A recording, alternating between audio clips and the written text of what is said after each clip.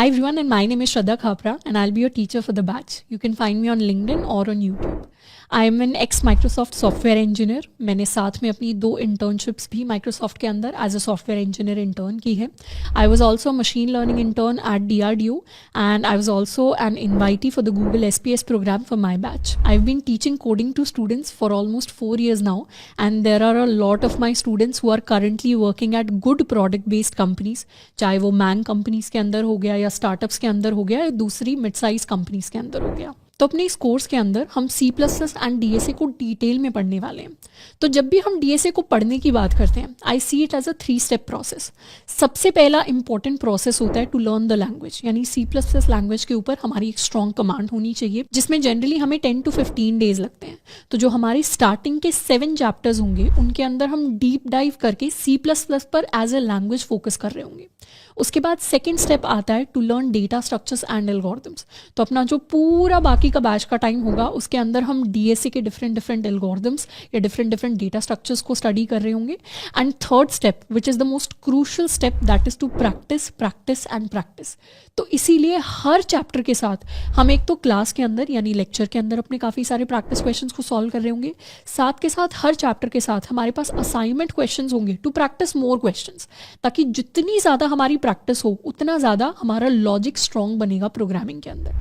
अब इस जर्नी के अंदर एक और चीज़ है जिसको हमें अपना बेस्ट फ्रेंड बनाना पड़ेगा. कई बार एज अ प्रोग्रामर या एज अ ह्यूमन बीइंग हम लाइफ में एरर से, प्रॉब्लम से बहुत ज़्यादा घबराते हैं, डरते हैं और हमें प्रॉब्लम्स पसंद नहीं होती. पर as a software engineer problems, errors, exceptions हमारे बेस्ट फ्रेंड्स होते हैं. क्योंकि जब भी आपके पास कोई ना कोई प्रॉब्लम आएगी, जब भी आपके पास कोई ना कोई एरर आएगा कोड के अंदर, that is your opportunity to learn a lot. क्योंकि प्रॉब्लम्स और एरर्स हमारे बेस्ट फ्रेंड होते हैं सॉफ्टवेयर इंजीनियरिंग के अंदर, और ये हमें बहुत कुछ सिखाते हैं. एज अ सॉफ्टवेयर इंजीनियर या एज अ प्रोग्रामर हमारा काम ही होता है प्रॉब्लम्स को सॉल्व करना. तो जितने ज़्यादा प्रॉब्लम्स आएंगे उतने ज़्यादा हम प्रॉब्लम्स को सॉल्व करेंगे, और उतने ज़्यादा हम एक बेटर सॉफ्टवेयर इंजीनियर और एक बेटर कोडर बनते चले जाएंगे. तो इसीलिए जब भी प्रॉब्लम्स आती हैं, जब भी कोई एरर आ जाता है, जब भी कोई एक्सेप्शन आ जाती है, उससे घबराना नहीं है. हर चीज़ का सॉल्यूशन इंटरनेट के ऊपर अवेलेबल है. बेस्ट चीज़ जो हम कर सकते हैं, कोई भी एरर आए, कोई भी प्रॉब्लम आए, उसको सिंपली जाके गूगल सर्च पे सर्च कर लेना है. और जनरली हमारे पास जो टॉप रिजल्ट्स आएंगे उसमें एक वेबसाइट है कॉल्ड स्टैक ओवरफ्लो, जिसपे हमारे 95-99% प्रॉब्लम्स के सॉल्यूशन वहाँ पर मिल जाएंगे. क्योंकि हमसे पहले ऑलरेडी लाखों लोग हैं जो प्रोग्रामिंग को स्टडी कर चुके हैं. तो हमारे मैक्सिमम प्रॉब्लम्स तो ऐसे होंगे जो किसी ने ऑलरेडी फेस कर रखे होंगे, तो उसके सॉल्यूशन भी निकाल रखे होंगे. तो वो सॉल्यूशंस हमें इंटरनेट पर रेडिली अवेलेबल होते हैं, तो उनको हम यूज़ कर सकते हैं. नहीं तो हमारे पास डाउट कम्युनिटी तो होगी ही, जिसमें हमारे पास इसकी एक्सेस होगी, so that we can ask our problems there. But programming के अंदर ये माइंडसेट हमेशा शुरुआत से ही बना के रखना है कि मुझे एक अच्छा प्रॉब्लम सॉल्वर बनना है, तभी मैं एक अच्छा सॉफ्टवेयर इंजीनियर बन पाऊंगा. उसके लिए एरर्स और प्रॉब्लम्स मेरे बेस्ट फ्रेंड हैं, और एज अ गुड प्रोग्रामर मुझे अपने प्रॉब्लम्स खुद सॉल्व करने जरूर आने चाहिए. इसके साथ में कोडिंग को मैं ऐसी जर्नी की तरह देखती हूँ जो हमें जनरली बैकवर्ड समझ में आती है. यानी जैसे हम शुरू में नया एक्सरसाइज करना स्टार्ट करते हैं, तो फर्स्ट 2-4 दिन हमें ज़्यादा कुछ महसूस नहीं होता. हमें 1 महीने बाद, 2 महीने बाद, 3 महीने बाद ऐसा फील होना स्टार्ट होता है, okay our exercising is actually bringing some results. तो वैसा ही कोडिंग और प्रोग्रामिंग के साथ है. हमें फर्स्ट डे कुछ अलग महसूस नहीं होगा कि ओहो आज तो बहुत ज़्यादा हमने लॉजिक सीख लिया. पर हाँ, डेफिनेटली 1 महीने बाद, 15 डेज बाद, 2 महीने बाद आपको बहुत बड़ा चेंज महसूस होगा अपने लॉजिकल थिंकिंग प्रोसेस के अंदर. तो कोडिंग ऐसी चीज़ है जिसको हमें कंसिस्टेंटली करना है, रोज करना है, पर वो चेंज हमें रोज महसूस नहीं होगा.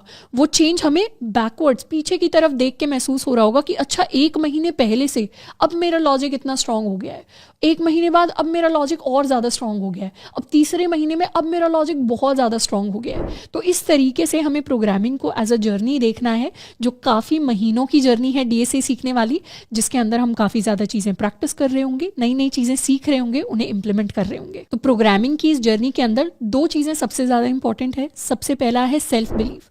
अपना कोई भी कॉलेज हो, हमारी कोई भी ब्रांच हो, हम कोई भी डिग्री से आ रहे हैं, कभी भी ये नहीं सोचना कि प्रोग्रामिंग ऐसी चीज़ है जो सिर्फ कुछ लोग ही कर सकते हैं, जो सिर्फ जीनियसेस के लिए बनी हुई है. प्रोग्रामर्स, सॉफ्टवेयर इंजीनियर्स जो अभी भी टॉप कंपनीज के अंदर बैठे हुए हैं, वो हमारे जैसे ही स्टूडेंट्स हैं जिन्होंने एक छोटे स्तर पे शुरुआत की थी और फिर कंसिस्टेंट स्टेप्स के साथ वो बेटर होते चले गए टाइम के साथ. तो आप भी डेफिनेटली कर सकते हैं इररिस्पेक्टिव ऑफ योर बैकग्राउंड। ये सेल्फ बिलीफ हमेशा हमें अपने अंदर रखना है।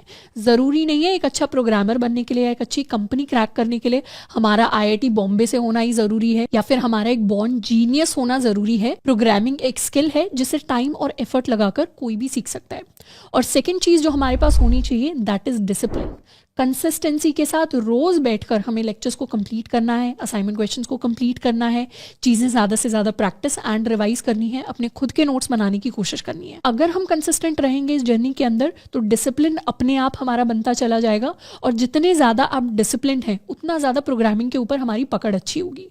कोडिंग के अंदर ये इंपॉर्टेंट नहीं है कि एक दिन बैठ के हम 8 घंटे 12 घंटे कोडिंग करें। कोडिंग के अंदर ये इंपॉर्टेंट है कि हर दिन बैठकर हम 2 घंटे 3 घंटे 4 घंटे की कोडिंग रेगुलरली करते रहें ताकि हमारे दिमाग के अंदर वो जो लॉजिक बिल्डिंग का प्रोसेस होता है वो कंसिस्टेंटली फॉर्म होता रहे। तो अपनी अगले इस 4 महीने की जर्नी के अंदर हम बहुत सारी चीज़ें सीखने वाले हैं।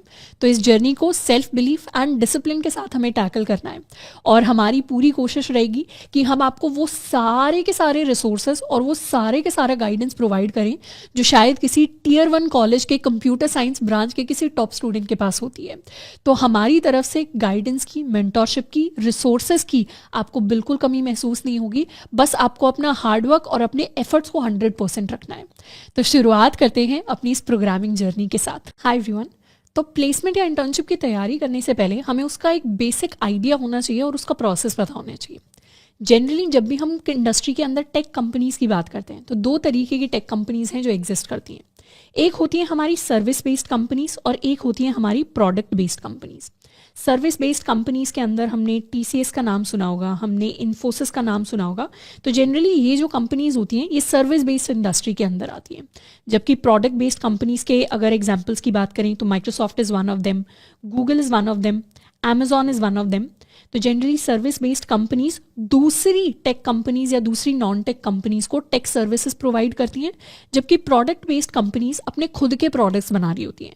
जैसे माइक्रोसॉफ्ट ऑफिस या Microsoft azure is Microsoft product. Google के प्रोडक्ट में क्रोम आ गया या गूगल मैप्स आ गया या गूगल प्ले स्टोर आ गया। अमेजॉन के पास AWS है। तो इसी तरीके से हर कंपनी के पास काफ़ी सारे डिफरेंट टेक प्रोडक्ट्स हो सकते हैं। अब जनरली जब भी सर्विस बेस्ड कंपनीज हमें हायर करने के लिए आती हैं तो वो 2 तरीके की चीज़ें हमसे एक्सपेक्ट करती हैं। एक तो इन कंपनीज़ के लिए हमें एप्टीट्यूड आना चाहिए, तो हमें एप्टीट्यूड के क्वेश्चंस को प्रैक्टिस करना पड़ता है। एंड सेकंड चीज़ हमें बेसिक प्रोग्रामिंग आनी चाहिए।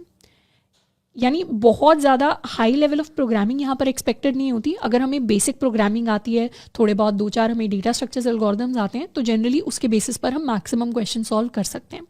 जबकि प्रोडक्ट बेस्ड कंपनीज का जो मेन फोकस होता है वो अपने कोडिंग टेस्ट के अंदर या इंटरव्यूज के अंदर भी डेटा स्ट्रक्चर्स एंड एल्गोरिथम्स पर होता है। तो अपने बैच के अंदर, अपने कोर्स के अंदर जो हम पूरी तैयारी कर रहे होंगे वो हम प्रोडक्ट बेस्ड कंपनीज की तैयारी करेंगे, जिनके जनरली पैकेजेस भी थोड़े से हायर साइड पे होते हैं। डेफिनेटली एक बार अगर हमने प्रोडक्ट बेस्ड कंपनीज के हिसाब से C++ और C++ के साथ डेटा स्ट्रक्चर्स एल्गोरिथम सीख लिया तो उसके बाद हमारे लिए सर्विस बेस्ड कंपनीज का जो बेसिक प्रोग्रामिंग क्वेश्चन होते हैं उनको क्रैक करना भी बहुत आसान हो जाएगा। तो अपने बैच के अंदर हमारा जो मेन फोकस रहेगा that will be on product based companies and उन्हीं के हिसाब से हम पहले C++ सीखेंगे एंड उसके बाद हम C++ के अंदर डेटा स्ट्रक्चर्स एंड एल्गोरिथम्स को सीख रहे होंगे। अब प्लेसमेंट के लिए ऐसा नहीं है सिर्फ C++ और DSA सीखने से ही हमारी प्लेसमेंट लग जाती है। उसके अलावा भी काफ़ी सारी चीज़ें होती हैं जिनका हमें ध्यान रखना होता है। जैसे एक अच्छी लिंक्डइन प्रोफाइल कैसे हम मेंटेन कर सकते हैं, एक अच्छा रेज्यूमे हम अपने लिए कैसे बिल्ड कर सकते हैं, क्योंकि जब भी हम कंपनी के अंदर अप्लाई करते हैं सबसे पहले हमें अपना रेज्यूमे भेजना पड़ता है। तो रेज्यूमे होता कैसा है, एक ATS कंप्लाइंट रेज्यूमे कैसे बनाना होता है, वो चीज़ें भी इंपॉर्टेंट होती हैं। इसके साथ में हम प्रोजेक्ट्स किस तरीके के अपने रेज्यूमे के अंदर ऐड करते हैं। ज़रूरी नहीं है कि अगर हम C++ के अंदर DSA सीख रहे हैं तो हमारे प्रोजेक्ट्स भी हम C++ के अंदर बनाएं। जनरली मैक्सिमम स्टूडेंट्स अपने प्रोजेक्ट वेब डेवलपमेंट के अंदर या ऐप डेवलपमेंट के अंदर या मशीन लर्निंग के अंदर क्रिएट करते हैं। तो उन प्रोजेक्ट्स को भी हमें अलग से जाके बिल्ड करना पड़ेगा। तो हम उसके बारे में भी डिस्कशन करेंगे कि किस तरीके के प्रोजेक्ट्स हैं जो आप अपने खुद के टाइम में जाकर बिल्ड कर सकते हैं to add them in your resume. इसके अलावा ऑफ कैंपस के लिए कौन कौन से प्लेटफॉर्म्स होते हैं जिनको हमें यूज़ करना चाहिए, क्या प्रोसेस होता है off campus internships and placements का।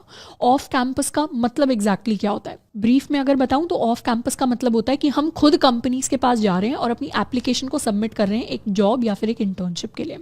इसके अलावा इंटरव्यू प्रिपरेशन हम किस तरीके से कर सकते हैं, या हमारे पास इंटरव्यूज के अंदर कभी कभार कुछ थ्योरी सब्जेक्ट्स हैं जिनके सवाल पूछ लिए जाते हैं, जैसे डेटाबेसेस कैसे काम करते हैं या एक ऑपरेटिंग सिस्टम कैसे काम करता है।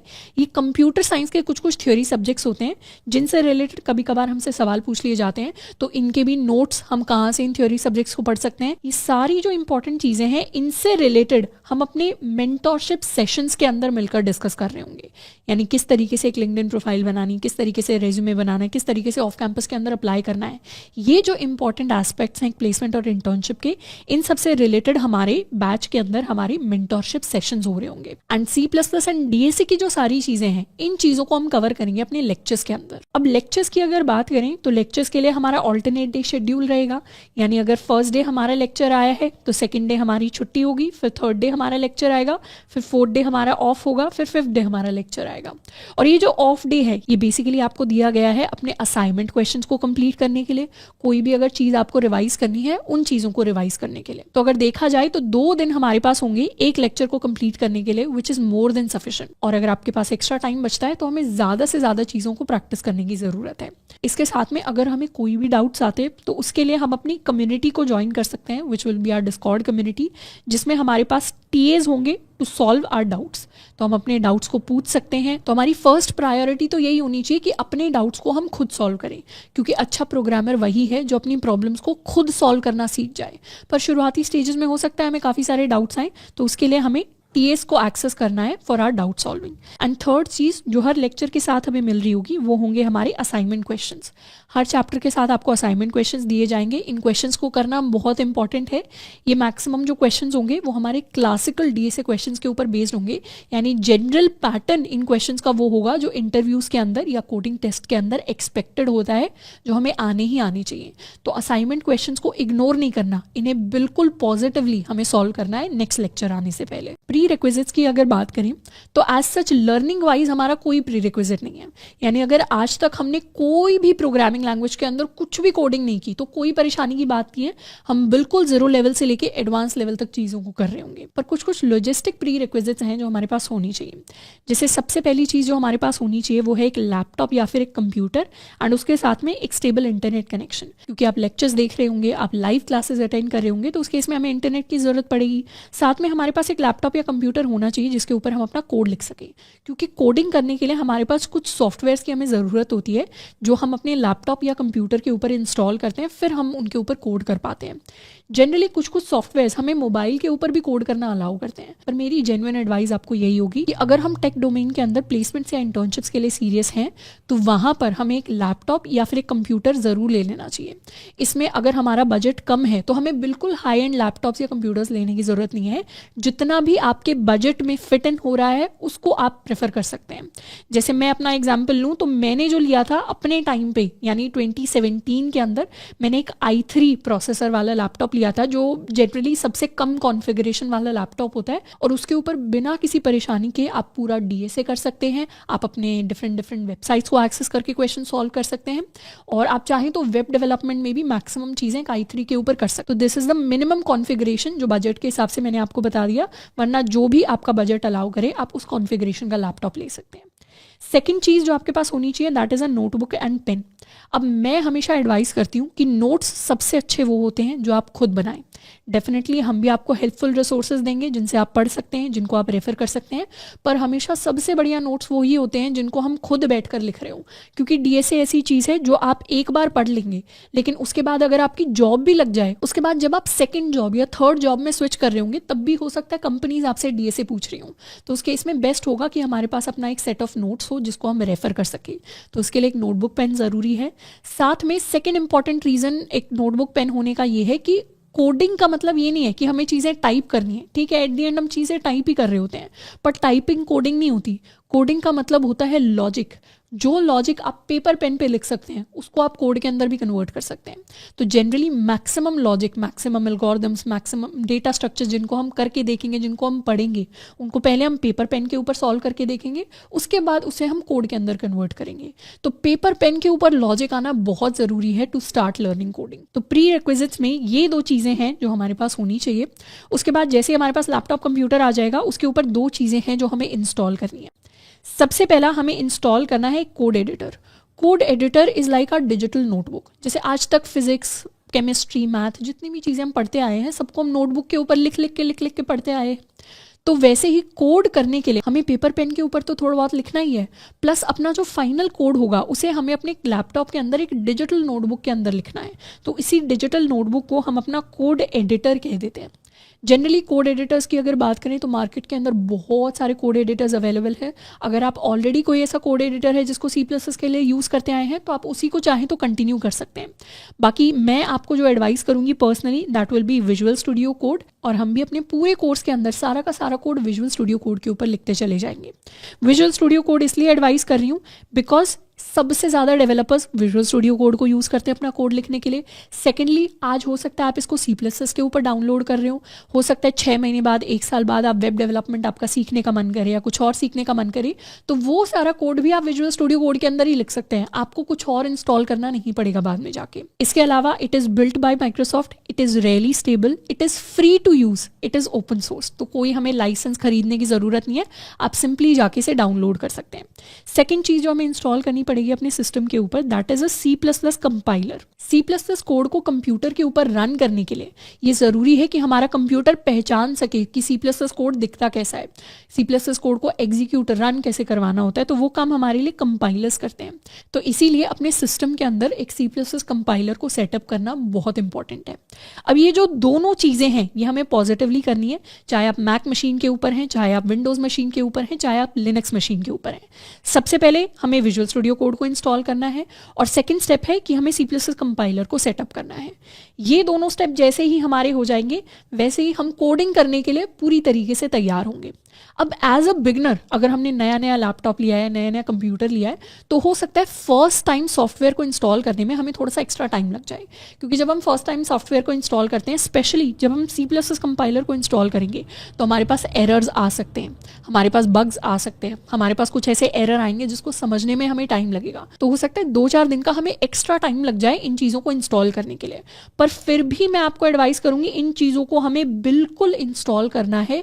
क्यों? क्योंकि एज अ प्रोग्रामर अपने सिस्टम के ऊपर चीज़ें इंस्टॉल करना बहुत बेसिक चीज़ है जो हमें आनी चाहिए, और ये हमें एज अ बिगिनर काफ़ी ज़्यादा कॉन्फिडेंस देगी कि हाँ, मुझे अपने सिस्टम के ऊपर काम करना आता है, मुझे इसके अंदर सॉफ्टवेयर इंस्टॉल करना आता है। तो आगे जाके अगर मुझे कुछ नया इंस्टॉल करने की ज़रूरत पड़ेगी तो मेरे पास कॉन्फिडेंस होगा कि मुझे अपने सिस्टम के साथ डील करना आता है, जो कॉन्फिडेंस बहुत ज़रूरी है एज अ प्रोग्रामर। तो इस चीज़ को तो आपको करना ही करना है। पर क्योंकि इसके अंदर हो सकता है कुछ स्टूडेंट्स को, ज़्यादातर स्टूडेंट इसको डे 1 पे ही कर लेंगे, पर हो सकता है 5%, 7%, 10% स्टूडेंट्स को 3-4 दिन का टाइम लग जाए, तो उन स्टूडेंट्स के लिए एक ऑल्टरनेट ऑप्शन मैं बता देती हूँ। पर ये ऑल्टरनेट ऑप्शन परमानेंट सॉल्यूशन नहीं है, ये 3-4 दिन का सॉल्यूशन है जिसको आप यूज़ कर सकते हैं। बेसिकली बहुत सारी वेबसाइट्स होती हैं जिनके ऊपर आप जा सकते हैं और डायरेक्टली अपना C++ का कोड लिख सकते हैं बिना इन चीज़ों को डाउनलोड किए हुए। पर ये बिल्कुल भी परमानेंट सॉल्यूशन नहीं है, इसको सिर्फ टेम्परेरी सॉल्यूशन की तरह देखना है। ऐसे बहुत सारे प्लेटफॉर्म्स हैं जिनको हम जाकर यूज़ कर सकते हैं।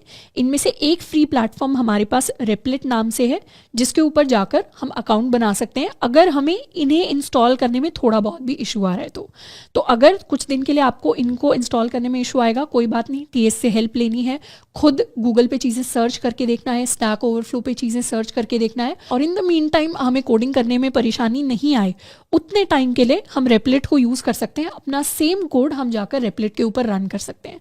तो यहाँ पे आपको कुछ भी इंस्टॉल करने की ज़रूरत नहीं पड़ेगी, आप सिंपली जाके अकाउंट क्रिएट कर सकते हैं और चीज़ें एग्जीक्यूट करना स्टार्ट कर सकते हैं। अब मैं इतना स्ट्रेस करके इसलिए बोल रही हूँ, अगर आप अपनी प्लेसमेंट प्रिपरेशन के लिए सीरियस हैं तो इन्हें हमें इंस्टॉल करना ही करना है। इसको सिर्फ एक बैंडेड की तरह देखना है जो हमें स्टार्टिंग स्टेजेस में हेल्प कर सकता है, पर हमारे लिए परमानेंट जो चीज़ है, जो हमें चीज़ें सिखा रही होगी, वो इन टूल्स को अपने सिस्टम के ऊपर डाउनलोड करना है। तो इन दोनों को इंस्टॉल एंड सेटअप करने के इंस्ट्रक्शंस आपको दिए हुए हैं, साथ के साथ काफ़ी सारे हेल्पफुल वीडियोस के भी लिंक आपको दिए हुए हैं, ताकि आप अपने मशीन के हिसाब से, यानी विंडोज़ मशीन या मैक मशीन है, उसके हिसाब से अपने सिस्टम के अंदर चीज़ें आप इंस्टॉल कर सकते हैं। तो Replit को यूज़ करने के लिए हम इस वेबसाइट पर जा सकते हैं replit.com। यहाँ पर जाके हमें सिंपली लॉगिन पर क्लिक करना है। लॉगिन पर क्लिक करने के बाद हम अपने लिए साइन अप कर सकते हैं and we can set up an account for our cells, जहाँ पर हम अपने किसी भी जीमेल के साथ साइन अप कर सकते हैं। तो एक बार हमारा Replit अकाउंट क्रिएट हो जाएगा तो हमारा होम पेज कुछ ऐसा दिखाई देगा। अब अगर हम Replit पर C++ का कोड लिखकर उसे एग्जीक्यूट करना चाहते हैं तो उसके लिए हमें इस क्रिएट रेपल पर जाना पड़ेगा। इस पर हम क्लिक करेंगे और अपने फेवरेट्स के अंदर वी कैन चूज C++। तो हम C++ पर क्लिक करेंगे। अगर हमें CPP का ऑप्शन नहीं दिख रहा तो हम C++ सर्च भी कर सकते हैं एंड फिर हम अपने लिए कोई भी टाइटल दे सकते हैं। Let's give our title. I am going to give it a title of Apna College. Basically ये टाइटल हम अपने फोल्डर के लिए दे रहे हैं, तो मैं अपने फोल्डर को अपना कॉलेज नाम दे रही हूँ and I am going to create this repl. तो अभी अपना कॉलेज के अंदर हम आ गए हैं और ऑटोमेटिकली Replit हमारे लिए main.cpp नाम की फ़ाइल क्रिएट कर देगा। .cpp दिखा रहा है कि मेरी ये फाइल C++ की फ़ाइल है और ये फाइल कहाँ पर है, ये फाइल यहाँ पर है और ये बेसिक सा C++ का कोड भी हमारे पास खुला हुआ है। I am going to delete all of this code और मैं बेसिक से इसके अंदर अपना एक सैम्पल कोड लिखकर आपको दिखाने वाली हूँ। तो we are going to start with #include iostream using namespace std int main cout Apna College return 0। अब ये जो बेसिक सा कोड है, अभी इसका मतलब क्या है वो हम अभी बात नहीं करेंगे, उसको हम डिटेल में सीख रहे होंगे। पर ये एक जनरल सा मैंने C++ का कोड लिख दिया है, बहुत बेसिक, जिसका काम है अपना कॉलेज स्क्रीन के ऊपर प्रिंट करवाना। तो इस कोड को अब रन करने के लिए I can simply click on this run button. तो रन होगा कोड, तो अपना कॉलेज स्क्रीन के ऊपर प्रिंट होकर आ जाएगा। उस कोड को कितना टाइम लगा एग्जीक्यूट होने में वो भी हम यहाँ पर जाकर देख सकते हैं। पर DSA को सीखते टाइम हमारा मेजर जो काम होगा वो कोड लिखने का होगा और कोड के एंड पे कुछ ना कुछ चीज़ स्क्रीन के ऊपर हमारा आउटपुट प्रिंट होकर आ रहा होगा। इस तरीके से जो भी कोड हम अपने लैपटॉप के ऊपर विजुअल स्टूडियो कोड के अंदर लिख रहे होंगे वो सारा का सारा कोड Replit पर बिना कुछ इंस्टॉल किए हुए भी लिखा जा सकता है। But once again this is just a temporary solution. As a professional programmer हमारी प्रायोरिटी यही होनी चाहिए कि हम विजुअल स्टूडियो कोड को डाउनलोड करें और उसके ऊपर अपनी सारी DSA की प्रैक्टिस करें। बट टेम्पररीली हम इस तरीके से भी अपना जो पूरा कोड है वो Replit पर लिखकर उसे रन कर सकते हैं। हाय एवरीवन, तो इस पार्ट में हम सीखने वाले हैं कि कैसे अपने मैक सिस्टम पर हम अपने C++ को सेटअप कर सकते हैं। तो उसके लिए हमें जाकर सर्च करना पड़ेगा अपने कंप्यूटर के अंदर फॉर आवर टर्मिनल। हम जैसे ही टर्मिनल के लिए सर्च करेंगे तो मैक सिस्टम के अंदर ये विंडो हमारे लिए ओपन हो जाती है। इस विंडो के अंदर हम अपने लिए कमांड्स लिख सकते हैं। तो अगर हमारे सिस्टम के अंदर ऑलरेडी C++ सेटअप है तो उसके लिए हम एक कमांड रन करके टेस्ट करेंगे। We'll have to write clang --version। अब जैसे ही कमांड रन होती है और हमारा सिस्टम हमारे लिए प्रिंट करके देता है no developer tools were found, तो इसका मतलब C++ अभी हमारे सिस्टम के अंदर सेटअप नहीं है। तो उसे सेटअप करने के लिए we'll run this command xcode -select -install और जैसे ही हम ये कमांड को रन करेंगे हमारा इंस्टॉलेशन स्टार्ट हो जाएगा। Will see this install tools window. हम इस विंडो पर जाकर इंस्टॉल के ऊपर क्लिक करेंगे एंड उसके बाद हमारा जो अग्रीमेंट है उसको स्क्रॉल करके हम अग्री कर सकते हैं और हमारा इंस्टॉलेशन स्टार्ट हो जाएगा। अब इंस्टॉलेशन के लिए हो सकता है हमें कुछ देर वेट करना पड़े, पर जैसे इंस्टॉलेशन कंप्लीट हो जाएगा हम दोबारा से इसी सेम कमांड को रन करेंगे तो इस बार हमारे लिए आउटपुट में प्रिंट होकर आएगा command line tools are already installed. इसका मतलब है कि हमारे पास C++ अब सेटअप होकर आ गया है और अब हम C++ का कोड अपने मैक सिस्टम के ऊपर रन कर सकते हैं। हाय एवरीवन, तो आई होप कि अभी तक अपने मैक, विंडोज़ या लिनक्स सिस्टम के ऊपर आपने विजुअल स्टूडियो कोड को इंस्टॉल कर लिया है। एक बार हम VS कोड को इंस्टॉल कर लेते हैं तो उसके बाद हम अपने आइकन को क्लिक करके उसे ओपन कर सकते हैं। ओपन करने के बाद सबसे पहली चीज़ जो VS कोड के अंदर हमें करनी है वो है 2 एक्सटेंशंस को इंस्टॉल करना। VS कोड के अंदर लेफ्ट पैनल में एक्सटेंशंस का ऑप्शन सबसे नीचे आता है। हम इस ऑप्शन के ऊपर, आइकन के ऊपर क्लिक करेंगे और अपने सबसे पहले एक्सटेंशन के लिए सर्च करेंगे which is C-C++। This is official extension from Microsoft जिसके 62 मिलियन डाउनलोड्स भी आपको दिख रहे होंगे। सबसे पहले तो हमें इसे इंस्टॉल करना है, तो हम इंस्टॉल बटन को क्लिक कर सकते हैं। एंड सेकंड एक्सटेंशन जिसे हम इंस्टॉल कर रहे होंगे इसका नाम है कोड रनर। कोड रनर के भी आपको 25 मिलियन इंस्टॉल्स मिल जाएंगे, तो इसको भी हमें इंस्टॉल कर देना है। जैसे हम इंस्टॉल करेंगे ये दोनों एक्सटेंशन हमारे इंस्टॉल्ड पैनल के अंदर हमें दिखाई देंगे। अब अगर हमें विजुअल स्टूडियो कोड के ऊपर C++ का अपना कोई कोड लिखना है तो हम एक सैम्पल कोड लिखकर उसे टेस्ट भी कर सकते हैं। सैम्पल कोड लिखने से पहले हम क्या करेंगे, सबसे ऊपर वाले आइकन के ऊपर क्लिक करेंगे, which is basically our files and folder icon. इसे हम फाइल्स एंड फोल्डर या फिर अपना एक्सप्लोरर आइकन भी कह सकते हैं। इसके ऊपर जब हम क्लिक करेंगे तो हमारे पास ओपन फोल्डर का ऑप्शन आएगा, we can open a folder. तो फिर विजुअल स्टूडियो कोड हमें ऑप्शन देगा कि अपने कंप्यूटर के अंदर हमने जो भी ऑलरेडी एग्जिस्टिंग फोल्डर्स बनाए हुए हैं उनमें से कोई एक हम खोल सकते हैं। अब एग्जिस्टिंग फोल्डर की बजाय हम क्या करेंगे, अपने लिए एक नया फोल्डर क्रिएट करेंगे। We can click on the new folder option. अगर आप विंडोज पर हैं तो भी आप अपने लिए एक नया फोल्डर क्रिएट कर सकते हैं। हम अपने फोल्डर को कुछ भी नाम दे सकते हैं और इसी फोल्डर के अंदर हम अपना C++ का कोड लिख रहे होंगे। तो इस फोल्डर को हम क्रिएट कर लेंगे एंड इसे कर लेंगे ओपन। जैसे फोल्डर ओपन होगा इस तरीके के कुछ ऑप्शंस आ सकते हैं, तो हम येस पर क्लिक कर देंगे। अगर हमारे लिए कोई वेलकम विंडो ओपन हुई है तो उसे हम चाहें तो क्लोज कर सकते हैं। एंड फिर फोल्डर नाम के साइड में हमारे पास काफ़ी सारे ऑप्शंस आते हैं फोल्डर के अंदर सब फोल्डर्स या फिर फाइल्स को क्रिएट करने के लिए। पहला जो आइकन होता है, it is to create a new file.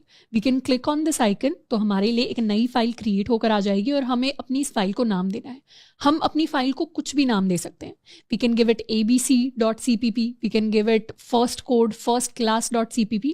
मैं इसे नाम देने वाली हूँ code.cpp। कोड इस फाइल का नाम है और .cpp इस फाइल की एक्सटेंशन है जो हमें बता रही है कि ये C++ की फाइल होने वाली है।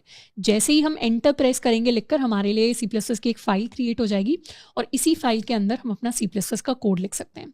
नीचे अगर कोई विंडोज हमारे लिए ओपन होती हैं तो उन्हें अभी हम चाहें तो क्रॉस कर सकते हैं। अब हम एक बहुत छोटा सा सैम्पल कोड लिखने वाले हैं विजुअल स्टूडियो कोड के अंदर। तो let's write our first C++ code. Also अगर आप मेरे साथ साथ टेस्ट कर रहे हैं तो एक चीज़ हमेशा याद रखनी है, C++ एक केस सेंसिटिव लैंग्वेज है। इसका मतलब है C++ में कोई भी चीज़ अगर कैपिटल में लिखी हुई है तो आपको भी वो कैपिटल में लिखनी है, कोई चीज़ स्मॉल में लिखी हुई है तो आपको भी वो स्मॉल में लिखनी है। तो सारी चीज़ें, सारे वर्ड्स डॉट बाय डॉट जब हम फॉलो करेंगे तब हमारे कोड के अंदर कोई एरर नहीं आएगा। पर अगर हमने किसी भी चीज़ को कैपिटल या किसी भी चीज़ को स्मॉल कर दिया, रिवर्स कर दिया, तो फिर हमारे कोड के अंदर एरर आ सकता है और हो सकता है हमारा कोड रन ना करे। पर ऐसी सिचुएशन में घबराने की ज़रूरत नहीं है। जो भी एरर आ रहा है वो इंग्लिश में ही होगा, उसको समझने की कोशिश करनी है, उसे गूगल करने की कोशिश करनी है, उसे सॉल्व करने की कोशिश करनी है। Let's try to write our first code. hash include iostream using namespace std int main cout hello world run 0। अब अभी ये जो कोड हमने लिखा है ये हमें बिल्कुल समझ नहीं आएगा, इसका मतलब भी हमें समझ में नहीं आएगा, बट इस कोड को देखकर घबराने की ज़रूरत नहीं है। वैसे तो ये बहुत सिंपल सा C++ का कोड है। बाकी इस कोड की एक एक लाइन, एक एक वर्ड को हम डिटेल में समझने वाले हैं अपने नेक्स्ट चैप्टर के अंदर, जब हम एक्चुअली अपनी प्रोग्रामिंग कोडिंग की शुरुआत करेंगे। अभी के लिए आपको इसका एग्जैक्ट मतलब देखने की ज़रूरत नहीं है। अब अपने कोड को रन करने के लिए हमारे विजुअल स्टूडियो कोड में राइट साइड में ऊपर की तरफ काफ़ी सारे आइकन्स होंगे। उनमें से जो फर्स्ट आइकन है, इस आइकन को हम यूज़ कर सकते हैं अपने कोड को रन करने के लिए। जैसे हम इसे ओपन करेंगे हमारे पास 3 ऑप्शन आएंगे। हमें चूज करना है अपने रन कोड वाले ऑप्शन को और जैसे इस पर हम क्लिक करेंगे हमारा कोड रन होगा। कोड रन होने का मतलब है जो भी चीज़ हमें प्रिंट करवानी थी या जो भी हमें काम करवाना था वो हम होने वाला है। इस कोड के अंदर हम काम करवाना चाहते हैं हेलो वर्ल्ड प्रिंट करवाने का। तो हमारे लिए हमारी आउटपुट विंडो नीचे से ओपन हो गई एंड उसके ऊपर हेलो वर्ल्ड हमारे पास प्रिंट होकर आ गया। इनफैक्ट इस कोड को एग्जीक्यूट होने में कितना टाइम लगा वो भी हमारे पास प्रिंट होकर आया, विच इज 2.133 सेकेंड्स। ये होता है पहला तरीका विजुअल स्टूडियो कोड के अंदर अपने कोड को रन करने का। इसके अलावा there is one more way which is the terminal way, यानी हम टर्मिनल वाले ऑप्शन पर जाकर इस विंडो के अंदर जाकर भी अपने कोड्स को रन कर सकते हैं। उस तरीके को हम अपनी नेक्स्ट क्लास में सीखेंगे जब हम एक्चुअली C++ का कोड लिखना स्टार्ट कर देंगे। बट आई होप कि यहाँ तक हमने अपने विजुअल स्टूडियो कोड इंस्टॉलेशन को कंप्लीट कर लिया है। उसके ऊपर हमने छोटा सा C++ का एक कोड लिखकर टेस्टिंग भी कर ली है। तो अभी के लिए this is more than enough. अब हम सबसे पहले फर्स्ट चैप्टर के अंदर pseudo code and flow charts के बारे में पढ़ेंगे एंड उसके बाद सेकंड चैप्टर से हम अपनी एक्चुअल प्रोग्रामिंग की जर्नी की शुरुआत करेंगे with variables and data types.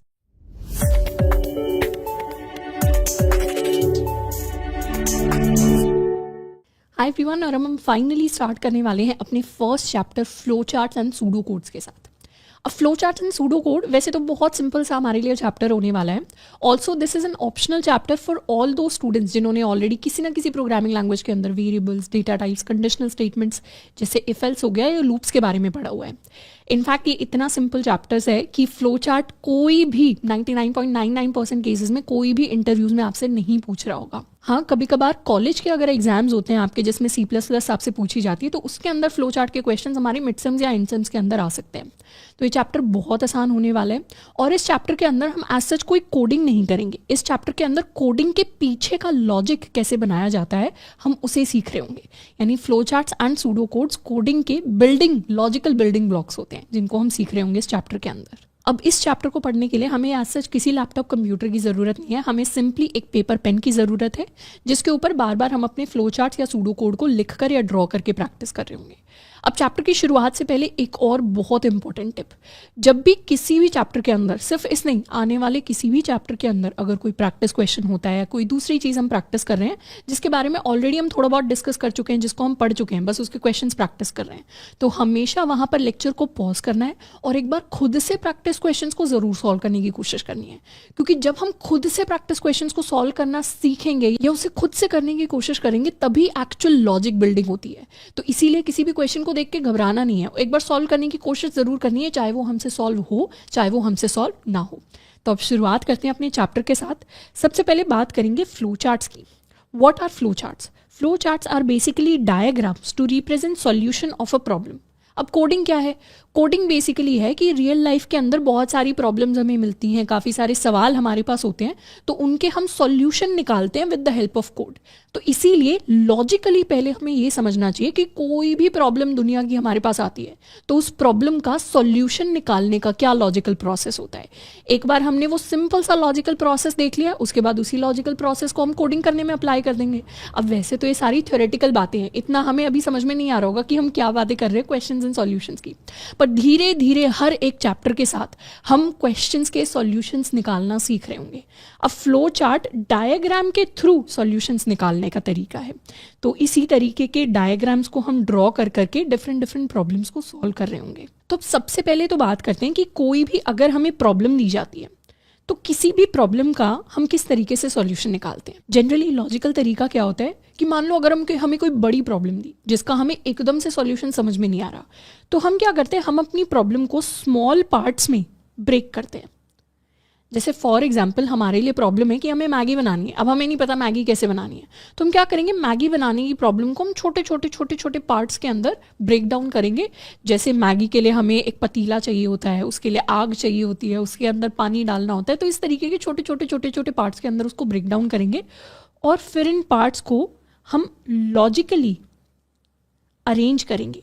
Logically arrange करने का मतलब है कि अगर हमें मैगी बनानी है तो हमारे बाउल के अंदर पहले पानी जाएगा, उसी के बाद हम मैगी डालते हैं। हम सूखा मैगी निकाल के पैकेट से एक सिंपल बाउल के अंदर बिना पानी के कभी नहीं डालते हैं। तो लॉजिकली क्या किया, पहले बाउल आया, फिर वाटर आया, फिर मैगी आई। तो इस तरीके से चीज़ें लॉजिकली वर्क करनी चाहिए। अगर किसी को चाय बनानी है तो चाय के अंदर ऐसा नहीं है पहले चाय पत्ती जाएगी, पहले हमेशा पानी जाता है, फिर चाय पत्ती डलती है, उसके बाद दूसरे इंग्रेडिएंट्स हम जनरली डाल रहे होते हैं। तो हर चीज़ का एक लॉजिकल तरीका होता है कि पहले क्या आएगा और बाद में क्या आएगा। पॉलिटिकल भाषा में कहें तो चीज़ों की क्रोनोलॉजी हमें समझनी होती है कि कौन सी चीज़ पहले आएगी, कौन सी चीज़ बाद में आएगी। अब एक बहुत सी सिंपल सी रियल लाइफ प्रॉब्लम का एक बार सोल्यूशन निकालने की कोशिश करते हैं। अब लेट्स सपोज हमें एक बड़ी प्रॉब्लम दी जाती है कि हमें मैगी बनानी है। अब मैगी बनाने के भी बहुत छोटे स्टेप्स होते हैं, जैसे गैस स्टोव को हमें ऑन करना पड़ेगा, हमें बाउल लेना पड़ेगा जिसके अंदर हम पानी डाल रहे होंगे, हमें मैगी डालना पड़ेगा, हमें मैगी मसाला ऐड करना पड़ेगा। तो इस तरीके से पूरा प्रोसेस होता है नूडल्स को बनाने का। तो उसके छोटे स्टेप्स हो गए। अब इन स्टेप्स को लॉजिकली कैसे अरेंज करेंगे? जनरली हम ऐसे अरेंज कर सकते हैं कि पहले तो हम एक बाउल लेंगे जिसके अंदर हमारे पास वाटर होगा। उस बाउल को लेके फिर हम कहाँ रखेंगे, उसको हम गैस पे रखेंगे और अपना गैस स्टोव हम ऑन कर देंगे। उसके बाद हम क्या कर रहे होंगे, जनरली उसके बाद हम ऐड करते हैं उसमें अपनी मैगी, साथ के अंदर if we have some masala, and finally हम चीज़ों को बॉईल करने के लिए छोड़ देते हैं। और एक बार मैगी हमारी बन गई तो उसके बाद हम यहाँ से एग्जिट कर जाएंगे। एग्जिट करने का मतलब है अब रुक गए। तो ये क्या किया, हमने चीज़ों को एक फ्लो चार्ट की फॉर्म में काइंड ऑफ अरेंज कर दिया। ये जो डायग्राम जैसा सा हमने बनाया ना, इसी को बेसिक भाषा में हम एक फ्लो चार्ट भी कह सकते हैं। फ्लो का मतलब होता है किस तरीके से चीज़ें बह रही हैं, लॉजिकली कौन सी चीज़ पहले आई, कौन सी चीज़ बाद में आई, उसको हमने अरेंज कर दिया। तो ये तो हमने छोटी सी बहुत सिंपल सी बेसिक सी प्रॉब्लम को सॉल्व किया। ऐसे ही हम कोडिंग के अंदर प्रॉब्लम्स को सॉल्व करते हैं। और कोडिंग की जो प्रॉब्लम्स है ना वो थोड़ी बहुत मैथमेटिक्स जैसी हमें लगेंगी शुरुआत में, क्योंकि मैथ हमने ऑलरेडी स्कूल में इतना सारा पढ़ा हुआ है। तो वहीं के छोटे छोटे एग्जाम्पल्स, जैसे सम ऑफ टू नंबर्स हो गया, जैसे प्रोडक्ट ऑफ टू नंबर्स हो गया, a multiplied by b, a minus b। तो इस तरीके की छोटी छोटी प्रॉब्लम्स को देख के हम कोडिंग को सीखना शुरू करते हैं और उसके बाद फिर हम बड़ी प्रॉब्लम्स को सॉल्व करेंगे। तो कोडिंग के अंदर शुरुआत में हमें थोड़ा बहुत अगर मैथ भी दिखाई दे तो उससे घबराना नहीं है। जनरली वो जो सारा का सारा मैथ होगा वो हमने बहुत छोटी क्लासेस के अंदर स्कूल में सीखा होगा। तो सबसे पहले तो फ्लो चार्ट के कुछ बिल्डिंग ब्लॉक्स के बारे में बात करते हैं, जिनको हम कहते हैं components of a flow chart. Flow chart क्या होता है? साइंस की बुक्स में, मैथ्स की बुक्स में हमने कई बार डायग्राम्स देखे होंगे। वैसा ही हम एक डायग्राम बनाते हैं जो किसी प्रॉब्लम का सॉल्यूशंस को दिखा रहा होता है। तो उस डायग्राम के अंदर कुछ कुछ कंपोनेंट्स होते हैं जिनके फिक्स्ड मतलब होते हैं।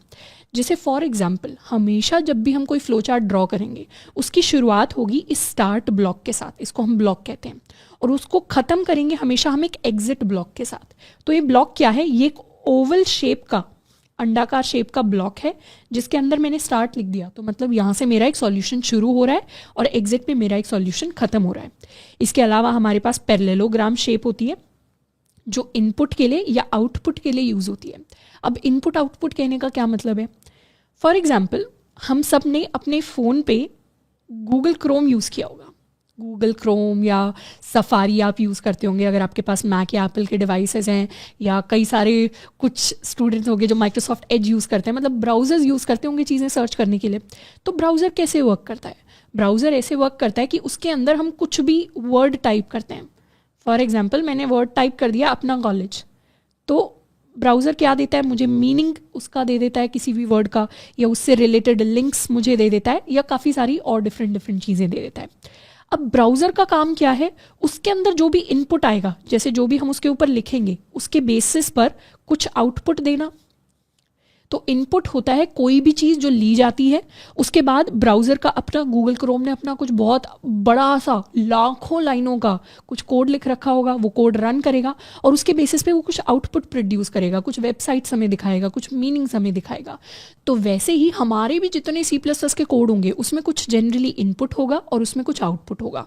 इनपुट आउटपुट कुछ भी हो सकता है, जैसे अगर मुझे 2 नंबर्स का सम कैलकुलेट करना है, if I want to do something like this, sum is equal to a + b, तो ये जो a और b है ये मुझे इनपुट में लेने पड़ेंगे। तो ये मेरे वेरिएबल्स हैं, मैथ के अंदर इनको वेरिएबल्स कहते हैं, जिनकी वैल्यू को मुझे इनपुट ब्लॉक से लेना पड़ेगा। अगर मुझे इस सम को प्रिंट करवाना है तो इसकी भी स्टेटमेंट मुझे आउटपुट ब्लॉक के अंदर देनी पड़ेगी, प्रिंट सम लिखकर। तो इस तरीके से हम अपनी पैरेललोग्राम शेप को यूज करते हैं इनपुट आउटपुट के लिए। एक और इम्पॉर्टेंट चीज़, जब भी हमें किसी वेरिएबल को इनपुट या आउटपुट करना होता है, हम सिर्फ वेरिएबल का नाम लिखेंगे। यानी मुझे किसी x वेरिएबल की वैल्यू को इनपुट करना है, हम लिखेंगे इनपुट x। ये अभी उतना समझ में नहीं आएगा, आई कंप्लीटली अंडरस्टैंड, पर जैसे जैसे हम एक एक क्वेश्चन को सॉल्व करेंगे और हमें अच्छे से समझ में आएगा। बस अभी के लिए सिर्फ थ्योरी के ऊपर फोकस कर लेना है। ऐसे ही अगर मुझे x को प्रिंट करवाना है तो इनपुट की जगह मैं लिख दूंगी प्रिंट x। पर अगर हम किसी फिक्स्ड वैल्यू को, जैसे हे हो गया या फिर जैसे अपना कॉलेज हो गया, इस तरीके की स्ट्रिंग्स को जब हम प्रिंट करवा रहे होंगे तो उन्हें हम डबल कोट्स के साथ जनरली लिखते हैं। उसके बाद आता है हमारा process block. Process block is basically a rectangle. Process का मतलब होता है कुछ भी काम। एक बार इनपुट आ गया, कोड कैसे काम करता है? कोड का काम करने का एक बेसिक फ्लो होता है। लेट्स सपोज ये मेरा बॉक्स है जिसके अंदर मेरा कोड लिखा हुआ है। कोड हमेशा कुछ ना कुछ इनपुट लेता है, उस पर कुछ ना कुछ प्रोसेस परफॉर्म करता है, यानी कुछ काम करता है। वो कोई कैलकुलेशन हो सकती है, वो कोई मैथ का फॉर्मूला अप्लाई करना हो सकता है, वो कुछ भी काम हो सकता है। और उसके बाद कोड हमेशा कुछ आउटपुट देता है। तो बीच के जो सारे काम होते हैं उनको हम प्रोसेस के अंदर मान लेते हैं। तो बेसिकली रेक्टेंगल हमारा प्रोसेस ब्लॉक होगा। अब यहाँ पे क्या काम हो रहा है? यहाँ पे एक नेम नाम के वेरिएबल के अंदर हम टोनी स्टार्क, ये एक स्ट्रिंग है, मतलब ये एक वैल्यू है, ये एक नाम है जो हम इसके अंदर स्टोर कर रहे हैं। प्रोग्रामिंग की भाषा में इसे असाइनमेंट बोला जाता है। असाइनमेंट कहने का मतलब, जब भी आप इक्वल टू देखें उसका मतलब असाइनमेंट होता है C++ के अंदर। चीज़ें असाइन करना मतलब कोई वैल्यू किसी को दे देना। तो यहाँ पे ये जो वैल्यू है ये नेम नाम के वेरिएबल के अंदर जाके स्टोर हो रही है। तो यहाँ पे असाइनमेंट का काम हो रहा है। जैसे 2 नंबर्स का अगर हमें सम कैलकुलेट करना है तो A और B इनपुट में आएंगे, आउटपुट में हमारे पास सम होना चाहिए। पर इस सम की वैल्यू कहाँ आएगी? इस सम की वैल्यू प्रोसेस हमें देगा जब हम sum is equal to A + B का काम करेंगे। यानी ये हमने असाइनमेंट कर दिया सम वेरिएबल में, जिसको फाइनली हम आउटपुट के अंदर प्रेजेंट कर देंगे। इसके अलावा एक और इम्पॉर्टेंट ब्लॉक होता है हमारे पास डिसीजन ब्लॉक। डिसीजन ब्लॉक का काम होता है ये बताना किसी भी सवाल के लिए कि ये हाँ है या ना है, मतलब ये ट्रू है या फॉल्स है। डिसीजन ब्लॉक के अंदर जनरली हम इस तरीके से लिखते हैं इज, मतलब कुछ भी चेक करना हो तो हम डिसीजन ब्लॉक के अंदर, डिसीजन मतलब इस डायमंड शेप के अंदर चेक करेंगे। जैसे मैंने यहाँ लिख दिया क्या is age greater than equal to 18, तो इसके दो ही जवाब हो सकते हैं, या तो डिसीजन ब्लॉक मुझे येस देगा या फिर ये नो देगा। तो जनरली डिसीजन ब्लॉक से हम क्या करते हैं, इस तरीके से एरोज निकालते हैं, अगर येस है तो ये वाला काम कर दो, अगर नो है तो इसके आगे जो काम है वो हमें करके दे दो। तो इस तरीके से हमारा डिसीजन ब्लॉक काम करता है। जैसे फॉर एग्जांपल हमारे पास प्रॉब्लम आती है कि हमें ट्रैफिक पुलिस के लिए एक सॉफ्टवेयर डिज़ाइन करना है जिसमें कोई भी अपने लाइसेंस के लिए अप्लाई कर पाए। तो हमें लाइसेंस एप्लीकेशन से पहले चेक करना पड़ेगा कि क्या उस आदमी की age greater than equal to 18 है। अगर येस है तभी वो लाइसेंस के लिए अप्लाई कर पाएगा, अगर तो है तो वो लाइसेंस के लिए अप्लाई नहीं कर पाएगा। तो इस तरीके के रियल लाइफ काफ़ी सारे डिसीजंस होते हैं जिनको हम कोडिंग की फॉर्म में कन्वर्ट करते हैं। और फाइनली हमारे पास एरोज होती हैं इन सारे के सारे ब्लॉक्स को कनेक्ट करने के लिए। फ्लो चार्ट के अंदर क्योंकि फ्लो आता है तो हम एक जगह से दूसरी जगह हमारा लॉजिक बह रहा होता है, तो वो सारे कंपोनेंट्स को कनेक्ट करने के लिए हमारे पास बीच में एरोज होती हैं जो कनेक्टर का काम करती हैं। अब ये तो हो गई बहुत सारी थ्योरी। अब नेक्स्ट हम एक छोटी सी प्रॉब्लम देखेंगे जिसको देखकर ये सारी की सारी थ्योरी हमारे दिमाग में क्लियर हो जाएगी। तो जिस क्वेश्चन को हम सॉल्व करेंगे सबसे पहले, this problem is called the sum of two numbers. अब प्रॉब्लम के लिए दो चीजें हम जनरली पहले से खुद के लिए डिफाइन कर लेते हैं, एक की क्या इनपुट हमारे पास आने वाला है और हमें क्या आउटपुट प्रोड्यूस करना है, मतलब क्या आउटपुट होना चाहिए। जैसे मैगी बनाने की प्रॉब्लम में हमें पता है इनपुट में हमारे पास मैगी का पैकेट होगा, मसाला होगा, वाटर होगा, we will have a gas stove, और आउटपुट में हमारे पास पकी पकाई मैगी आनी चाहिए। अब बीच का जो प्रोसेस है उसको बनाने का वो हमारा सॉल्यूशन हो जाता है। वैसे ही दो नंबर्स आ जाएंगे इनपुट में, आउटपुट में सम देना है, बीच का जो प्रोसेस है वो मेरा फ्लो चार्ट से आप ड्रॉ करके दो, ये आपका सवाल है। तो इस क्वेश्चन को सॉल्व करने का फ्लो चार्ट कुछ ऐसा दिखाई देगा। इसमें हमेशा शुरुआत होगी स्टार्ट ब्लॉक से। एक बार हमने स्टार्ट कर लिया, सबसे पहला काम होगा कि मुझे इनपुट चाहिए। दोबारा देख लेते हैं कोड कैसे काम करता है। ये हमारा कोड है, कोड के अंदर जनरली सबसे पहले इनपुट लिया जाता है और लास्ट में हम आउटपुट देते हैं और आउटपुट देके एग्जिट कर लेते हैं, और बीच में जो प्रोसेस का काम होता है या जितना भी डिसीजन मेकिंग का काम होता है वो भी प्रोसेस के अंदर आ जाता है, वो सारा बीच में हो रहा होता है। तो हमने स्टार्ट कर लिया, उसके बाद हम इनपुट लेंगे ए और बी को। दो नंबर्स का सम करना है तो दो नंबर्स होने भी तो चाहिए हमारे पास, तो हम पैरेललोग्राम यानी अपने इनपुट आउटपुट वाले ब्लॉक के अंदर सबसे पहले इनपुट ले लेंगे ए एंड बी को। तो जो भी वैल्यू हमें इनपुट लेनी होती है सिंपली उसके सामने लिख देते हैं इनपुट। नेक्स्ट हम क्या करेंगे, नेक्स्ट हम प्रोसेस करेंगे, मतलब कुछ काम करेंगे। क्या काम करेंगे, रेक्टेंगल के अंदर इसीलिए लिखा हुआ है, सम निकालेंगे ए और बी का।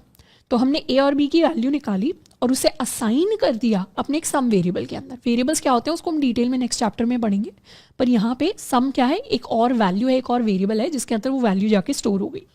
और फिर फाइनली हमें प्रिंट करवा देना है अपने सम को। तो प्रिंट के लिए मैंने लिख दिया प्रिंट सम, और ये भी कहाँ आ गया, ये मेरे आउटपुट ब्लॉक के अंदर आ गया। और फाइनली क्योंकि हमारा काम कंप्लीट हो गया तो हम एग्जिट कर जाएंगे। तो ये पूरा का पूरा एक लॉजिकल फ्लो चार्ट है जिसको हमने बना के देख लिया। अब ये तो हो गया फ्लो चार्ट। फ्लो चार्ट के साथ में there is also an additional term जिसकी हमने बात की थी, जिसको हम कहते हैं सूडो कोड। अब बात करते हैं सूडो कोड क्या होता है। सूडो कोड दो शब्दों से बना हुआ है, एक है सूडो, एक है कोड। सूडो का मतलब होता है नकली और कोड का तो हमें पता ही है। तो बेसिकली सूडो कोड असली कोड नहीं होता, बस उसके अंदर इंग्लिश को लिख के हम कोड जैसा कुछ फ्लो बनाने की कोशिश करते हैं। अब सूडो कोड लिखा क्यों जाता है, सूडो कोड नकली कोड होता है बेसिकली, और इसको इसलिए लिखा जाता है कि फॉर एग्जांपल आप किसी प्रॉब्लम को सॉल्व करने की कोशिश कर रहे हैं, आपको उसका कोड भी आता है C++ के अंदर, पर आपकी टीम में कोई दूसरा डेवलपर है जो शायद पाइथन पे कोड करता है, जो शायद जावा पे कोड करता है, जो शायद जावास्क्रिप्ट दूसरी किसी लैंग्वेज में कोड करता है।